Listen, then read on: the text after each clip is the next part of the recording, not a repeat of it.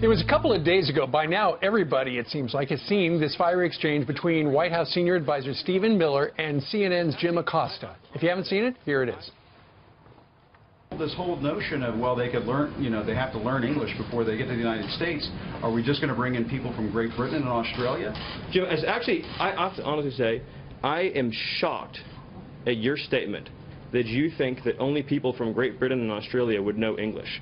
It reveals your cosmopolitan bias. Ouch. Fox News contributor Tammy Bruce says it's just the latest example of what she calls the smugness and bigotry of Trump haters. She wrote an op-ed on foxnews.com to that effect. Yeah. She joins us live. Making everybody mad, everybody, because this is not a partisan issue. This is across the board.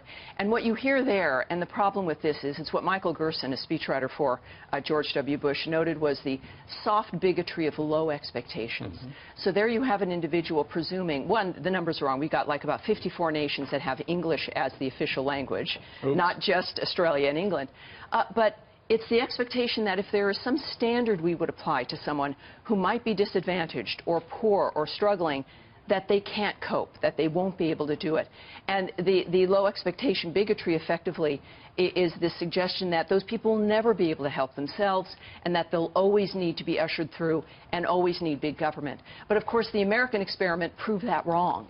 And we see that, though, not just in that exchange, but at Twitter, the bigotry regarding West Virginia, the claims about, in one instance, a liberal pollster noted on Twitter that that the people in West Virginia don't speak English. In fact, we have that. It says Stuart Rothenberg good. attacks West Virginia voters. Lots of people in West Virginia can't support themselves or speak English. What a shot into the solar plexus that is. See, that's it. And when people wonder, and this is now, we've got the highest number in history of people who don't identify with either party.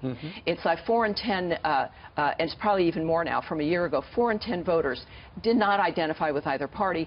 And it's because when you even got some conservatives arguing that, well, everybody just got to pick them up by themselves, by the bootstraps, and that what they're doing is their problem. The fact is, government has been so involved in our lives with central planning that when you've got a state like West Virginia, that when Hillary said, well, we're going to, kill all the coal mining jobs, they watched somebody from outside in the coast in a different city determining their future for them as though they can't do it. And whether you're in West Virginia or Montana or New York or California, you imagine what your family will be doing in the future, not Hillary Clinton. That it's your decision.